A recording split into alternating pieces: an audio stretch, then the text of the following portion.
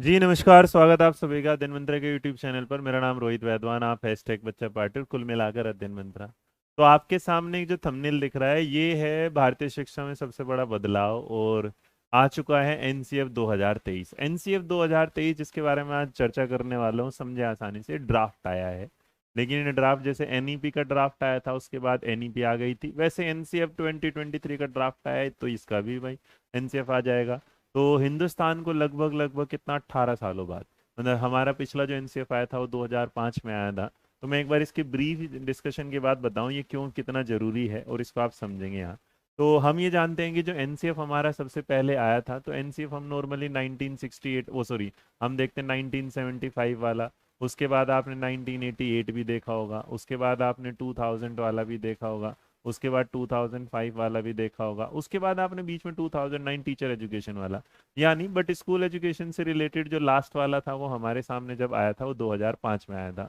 तो 2005 में जो है अब इन्होंने ये समझिएगा कि क्योंकि हर एक चीज़ जो नई आती है उसमें पुराने में कुछ ना कुछ कमियां आ जाती है। तो 2023 में जिन्होंने अब आया जब हमारा एनसीएफ, तो इसमें ये वाली बात की कुछ कमियां रह गई थी शायद 2005 वाले में, वो पूरी करने जा रहे हैं हम 2023 वाले में। लेकिन इसके एक ब्रीफ जो आएगी, जो फाइनल आएगा, वो तो आपको पता चलेगा बाद में, बट जो आ चुका है लगभग लगभग मान के चलिए 90% आपको यही देखना पड़ेगा। यही तो यहाँ जब हम बात करते हैं क्या बदलाव आया, तो इस बदलाव को मैं कुछ आसान शब्दों में आपको समझाता हूँ। नेशनल करिकुलम फ्रेमवर्क जो था, अभी आपने कुछ टाइम एनसीएफ 2022 भी देखा था जो मैंने लिस्ट में नहीं, बट वो फाउंडेशनल स्टेज पर था, अभी स्कूल स्टेज पे आ गया। जब आप इसे एनसीईआरटी की साइट पे जाएंगे तो 678 6 7 8 पेजेस के लगभग की तरफ ये पूरी फाइल है। अगर आपको जरूरत होगी तो बता दीजिए, मैं कमेंट बॉक्स में उसका पीडीएफ मेंशन करा दूँ फिलहाल ही वाली वीडियो। तो जब आप इस पर बात चलते हैं तो एनसीएफ 2003 समझेंगे तो यहाँ, तो एनसीएफ 2030 के बारे में जब बात करते हुए चलते हैं तो ये जो ड्राफ्ट है इसकी जो तैयारी, क्योंकि देश के जो फिलहाल हमारे एजुकेशन मिनिस्टर हैं वो क्या है, धर्मेंद्र प्रधान जी। तो धर्मेंद्र प्रधान जी ने 6 अप्रैल 2023 को इसके बारे में डाला गया, जो एनसीईआरटी की साइट पर आ चुका है, ड्राफ्ट इसका मिल चुका है। इसमें बोला गया कि शिक्षा मंत्रालय ने सीधा गुरुवार को मतलब 6 अप्रैल को कहा कि आप स्कूली शिक्षा को और बेहतर तरीके से बनाते हैं और इसके लिए हम आज एक प्री ड्राफ्ट जारी करते हैं। प्री ड्राफ्ट का मतलब होता है कि जो ओरिजिनल आने वाला है ये डॉक्यूमेंट, उससे पहले हम आपके सामने रख रहे हैं, इसे आप देखिएगा, और अगर इसमें लगता है कि आप भी कुछ सुझाव दे सकते हैं तो ये आमंत्रण आपके लिए, मतलब समझ लीजिएगा किसी के यहाँ शादी होने वाली है और शादी जब होने वाली है तो उन्होंने कहा कि भाई शादी में अगर कुछ जरूरतें हैं तो तुम बता दो। जैसे लड़के यहाँ शादी होते हैं ना कि भाई आपको अगर कुछ और इसमें चेंजेस चाहिए तो हम ले आएंगे। तो ये प्रोग्राम ऐसा एनसीएफ की बच्चों के लिए जो है पढ़ाई की शादी है। पढ़ाई की शादी का मतलब एक अपनापन करना है, जिसमें आप ना एक अच्छे से पूरे के पूरे टीचिंग के इतिहास को जाने समझे और आगे जिंदगी में उसे सिर्फ पढ़े ना, उसके बाद आगे पढ़ाने के लिए भी तैयार हो। ये सिर्फ ऐसा ना हो कि पढ़ाया जाए, इसमें ये बताया गया कि आप आगे कैसे बढ़ेंगे। तो इसलिए आपसे सुझाव मांगे गए। अब इस सुझाव को जो मांगने के लिए ये पहुंचा तो किनके पास, शिक्षा मंत्री जी के पास। लेकिन शिक्षा मंत्री जी के पास इसको पहुंचाने वाले जो, तो वो हमारे वही हैं जिन्होंने हमारे लिए एनईपी तैयार करी। एनईपी तैयारी करने वाले हमारे कस्तूरी रंगन साहब थे, इनकी अध्यक्षता में आई थी। तो ये प्री ड्राफ्ट जो तैयार किया गया ये भी इन्हीं की अध्यक्षता में तैयार किया गया। और इसमें बोल दिया गया कि भाई जो छात्रों हैं, अभिभावकों, पेरेंट्स हैं, टीचर्स के बारे में, इसके बाद रिसर्चर स्कॉलर्स के बारे में जो फीडबैक है आप दीजिएगा कि भैया आपको क्या लगता है इसमें क्या क्या चेंजेस आ सकते हैं। और इन्होंने स्कूली शिक्षा के अलग अलग चरणों पर बात करी, जैसे आप फॉर्मेट जानते हैं एनईपी 2020 का 5+3+3+4, उसी चीज पर इसमें सीखने के लिए बताया। अब इसमें कुछ चेंजेस जो है मैं आपको बड़े तरीके से समझा देता हूँ ये वाली। तो जो मेन कंसर्न जो आपने देखेंगे उस पर सबसे पहले आपके सामने है कि जो नेशनल एजुकेशन पॉलिसी 2020 थी, उसके तहत जो हमने राष्ट्रीय रूपरेखा तैयार कर रहे हैं एनसीएफ, जिसका हमने ड्राफ्ट जारी किया है, इसमें अलग अलग स्तर क्योंकि एनईपी बता चुकी थी, तो उसी में हमने एजुकेशन सिस्टम को और उसके इवेल्युएशन सिस्टम को थोड़ा अलग बड़े चेंजेस के साथ लाए। जहां पर जो सबसे बड़ा चेंज आने को देखने को मिल रहा है वो है बोर्ड परीक्षाएं। बोर्ड परीक्षाएं आप देखते हैं नॉर्मली 10 और 12, लेकिन यहाँ इस बार आप 10 और 12 के साथ जो जोड़ पा रहे हैं वो 9th और 11th भी जोड़ जा रहे हैं। और ये कह रहे थे कि जो बोर्ड परीक्षाएं होंगे साल में कम से कम कितनी बार होगी, 2 बार आयोजित। अच्छा, 2 बार आयोजित करने का मतलब हो गया जैसे 6 महीने के हाफ ईयरली एग्जाम होते, तो इसका मतलब इन्होंने इस शिक्षा को सेमेस्टर शिक्षा में बदल दिया। सेमेस्टर शिक्षा का मतलब क्या होगा कि आप 6 महीनों का एक पेपर होगा, 6 महीनों का एक पेपर होगा। तो इसका मतलब जो भी आप दे रहे हैं आपको साल में एक बार नहीं, साल में आपको 2 बार बोर्ड परीक्षाएं देनी पड़ेंगी, 2 बार परीक्षाएं देनी पड़ेंगी। अब इसके बाद जब आप इसे और आसानी से समझते हैं तो सवाल ये आता है कि अच्छे से समझे कैसे। तो इसे समझाने का मैं और आसान तरीका आपके सामने ले आता हूँ। मान लीजिएगा आपका बच्चा 9th क्लास में है, तो अगर वो 9th क्लास में है तो उसके पास कई सब्जेक्ट होंगे पढ़ने के लिए और कई सब्जेक्ट होंगे सीखने के लिए। वो इतना नहीं कि उसे क्या करना है कि अब वो सिर्फ पढ़ेगा नहीं, वो अपने फ्यूचर की भी तैयारी करेगा। तो इस दौरान सबसे बड़ी उलझन ये रहेगी कि बच्चे के सामने यार पढ़ तो लूं, लेकिन इसको पढ़ने के बाद मेरे करियर में कुछ आगे बढ़ेगा कि नहीं बढ़ेगा। जैसे बीकॉम वाला बच्चा था जो पहले पढ़ लेता था, उसे बाद में समझ नहीं आता कि यार वो टीचर बन पाएगा कि नहीं बन पाएगा। जैसे आप 9th में साइंस साइड ले लेते हैं घर वालों के भरोसे पर आकर कि घर वालों ने बोल दिया, लेकिन आपका पढ़ाई में मन नहीं किया, अब आप बीच में छोड़ के जाओगे तो साल खराब होगा। तो इस उलझन से इन्होंने सॉल्यूशन देने के लिए बताया कि अब आप ऐसे परेशान नहीं रहोगे। तो 9वीं क्लास में ही जो बच्चे उसे सारे विषय पढ़ाए जाएंगे, जिसमें वो क्या करेगा, अपना करियर को चुन पाए कि उसे आगे क्या करना है। तो इसका मतलब जो स्टेज है इसमें हम जो कर रहे हैं, हमने जैसे बांटा है, तो हमने बोर्ड की उसमें इसे जो सेकंड स्टेज को बांटा है, 9 से 12 तक बांटा है, जिसमें हम ये बात कर लेते हैं ये दो भाग, 9वीं 10वीं के तो ये भाग और 11वीं और 12वीं के ये वाले भाग। अब इसको अगर आता है तो जैसे ही बच्चा 9 में होगा वो क्या करेगा, तो अब तक 9वीं और 10वीं में केवल 5 विषय पढ़ाए जाते थे, जिसे हम बोलते थे अपने बेस्ट 5।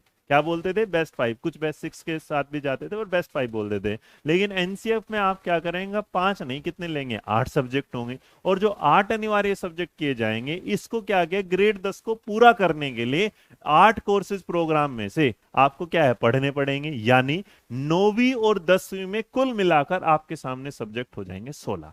इसका मतलब आपने 8 9वीं पढ़े, 8 10वीं पढ़े, कुल मिलाकर 16। और इन 16 में आपके सामने ह्यूमैनिटीज, मतलब जिसमें आप भाषाएं चुनते हैं, या आपने पॉलिटिकल साइंस, इस तरह। जिसमें दूसरी तरफ आप देखते हैं गणित है, जिसमें आप देखते हैं कंप्यूटर है, जिसमें आप फिजिकल एजुकेशन का देखते हैं, जिसमें आप आर्ट का देखते हैं, जिसमें आप सोशल साइंस देखते हैं। और इसके अलावा इसमें आप शामिल कर देंगे इंटरडिसिप्लिनरी एजुकेशन। इंटरडिसिप्लिनरी एजुकेशन एक ऐसा कॉन्सेप्ट आ रहा है जो आपकी लाइफ में एक सब्जेक्ट को दूसरे सब्जेक्ट से जोड़ना सिखाएगा, ताकि अगर आप एक ही सब्जेक्ट पढ़ रहे हैं तो आप उसके साथ दूसरे सब्जेक्ट से में जुड़ जाएं।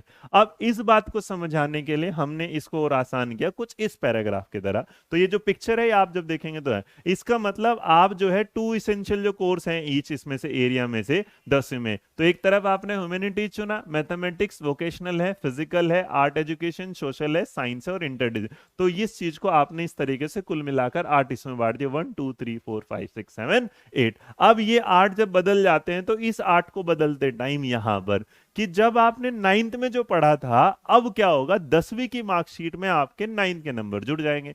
तो पहले क्या हुआ करता था कि 10th की मार्कशीट अलग आती थी और 9वीं की मार्कशीट ऐसा लगता था 9 के 9 गायब है, दिखती नहीं थी किसी को। क्योंकि हमारे सामने आज भी जब हम इंट्रोडक्शन पे बोलते I have done my secondary in this and higher secondary this, लेकिन कभी 9th और 11th का जिक्र नहीं होता था। तो इस ड्राफ्ट में क्या बोल दिया गया कि 9वीं और 10वीं के जो सेमेस्टर पैटर्न की बजाय हम अभी की तरह क्या कर ले, ईयरली पैटर्न पर जो चल रहा था इसे सेमेस्टर में बदल देंगे। तो इन क्लासेस में भी क्या होगा, सेमेस्टर सिस्टम जो मैं ऑलरेडी आपको बता चुका हूं कि 6-6 महीने के आधार पर कर देंगे। लेकिन इसकी जरूरत नहीं है, क्योंकि छात्र अनिवार्य विषयों को पढ़ेंगे। 10वीं क्लास के लास्ट में बच्चों को बोर्ड परीक्षा पास करनी होगी। ये ग्रेड 9 और 10 के दौरान सीखे गए सिलेबस पर आधारित होगी। मतलब जो आपने चुना था उसी के आधार पर बस 10th वाली मार्कशीट में आपके 9th वाले मार्क्स क्या है, जुड़ जाएंगे। अब अगर ये भी जुड़ जाते हैं तो इसकी तरीके से जो करिकुलर और डिसिप्लिन एरिया है, मतलब आपने कोई स्ट्रीम चुनी, आप आर्ट साइड से जाना चाहते हैं, तो इसमें आपका कुछ सब्जेक्ट ऐसे होंगे जिसमें आपने बाद में साइंस भी पढ़ाया जा सकता है, वहां पर फिजिकल एजुकेशन भी पढ़ाया होगा, या वहां पर आपको वोकेशनल कोर्सेज। तो अगर मैं कहूँ कि ह्यूमैनिटीज में जो ये आपके सामने आर्ट सेक्शन है, इस आर्ट सेक्शन में कौन सा क्या होगा, तो ह्यूमैनिटीज अगर आप पढ़ रहे हैं तो उसमें हमने लैंग्वेज, लिटरेचर और फिलोसफी को शामिल कर लिया। अगर आपने सोशल साइंस चुना है तो आपने history, geography, political science, psychology, economics, sociology चुन लिया। आपने साइंस में फिजिक्स, केमिस्ट्री, बायोलॉजी चुन लिया। आप मैथमेटिक्स एंड कंप्यूटिंग में जाएंगे तो आपको mathematics, computer science, business mathematics हो गया। आप आर्ट में जाते तो आर्ट का मतलब ड्राइंग नहीं, आर्ट का मतलब उसमें आपका ड्रामा भी है, म्यूजिक है, डांस है, थिएटर है, स्कल्पचर, पेंटिंग, सारी चीजें आ जाएंगी। इसके अलावा वोकेशनल जो कोर्सेज है, जिसमें आप आगे vocational courses like job oriented courses होते हैं, जैसे आप बीएड करते हैं, डाइट करते हैं, तो इस तरीके से मतलब यहाँ वो नहीं होगा, बस वोकेशनल एजुकेशन के बारे में जानकारी दी जाएगी। इसके अलावा अगर आप स्पोर्ट्स में जा रहे हैं तो उसमें योगा इंक्लूड कर दिया, स्पेसिफिक स्पोर्ट्स कर देंगे। और इंटरडिसिप्लिनरी जो एरिया है, अब देखो जो जिक्र नहीं आया था, तो इंटरडिसिप्लिनरी एरिया इसका मतलब कॉमर्स है, सब्सिडियरी क्लाइमेट चेंज है, हेल्थ का है, उसके बाद मीडिया दिया जाए, तो आपके पास सब्जेक्ट पढ़ने के ऐसे ऑप्शंस हो जाते हैं कि जिसमें आप एक साथ रह के अपनी लाइफ में दो तीन ट्रैक चुन सकते हैं यहाँ पर। अब इस बात को भी और जब समझ लेते हैं तो आगे आते हैं अपनी मर्जी से विषय चुनने की आजादी। तो जो पीछे की लिस्ट स्टार्ट दी गई है उसमें आप पर पाबंदी नहीं होंगी, आप चुन सकते हैं अपनी मर्जी से। 11वीं कक्षा में बच्चे के पास ऑप्शन होंगे तीन जो नॉर्मली होते हैं। तो आपके पास ह्यूमैनिटीज होगा, सोशल साइंस होगा, मैथमेटिक्स होगा, कंप्यूटिंग। अब पहले में आपने क्या लिए, तीन ऑप्शन में पहले में क्या है, ह्यूमैनिटीज है, सोशल साइंस है, मैथमेटिक्स, कंप्यूटिंग। दूसरी में इंटरडिसिप्लिनरी एरिया, जैसे बच्चों के लिए ग्रेजुएशन के बाद रिसर्च एरिया आते हैं।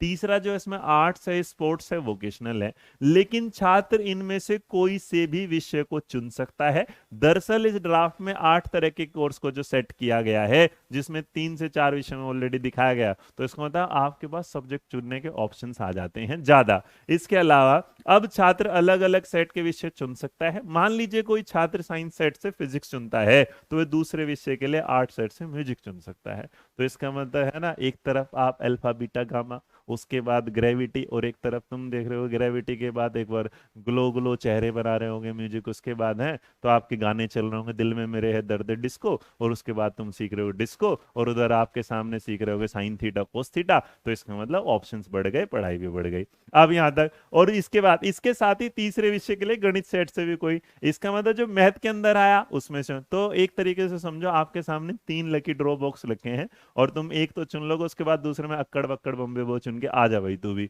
तो इसका मतलब बाई चांस दिल में आया कि यार मैथ से मन हट रहा है, तो इसका मतलब आपका फ्यूचर खराब नहीं है, आपके पास दूसरे ऑप्शन अभी भी क्या अवेलेबल। जैसे अब हम ये सोच लेते हैं कि क्यों मैंने कॉमर्स किया था, तो अब बच्चा ये नहीं बोल सकता कि मैंने क्यों कॉमर्स किया था, क्योंकि उसके पास म्यूजिक ऑलरेडी अवेलेबल था। तो अपनी मर्जी से आप इन चीजों को चुन सकते हैं।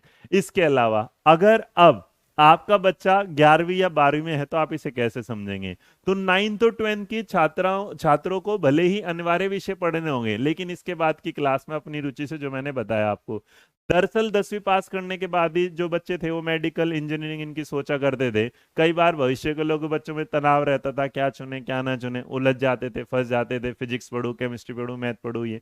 अब उसने क्या किया, कई बच्चे क्या करते थे उसमें ही लिटरेचर में रुचि रहते थे, लेकिन परिवार वाले कहते ना तू मैथ पढ़ते रहो तो हमें क्या बनाना है, साइंटिस्ट ही बनाना है।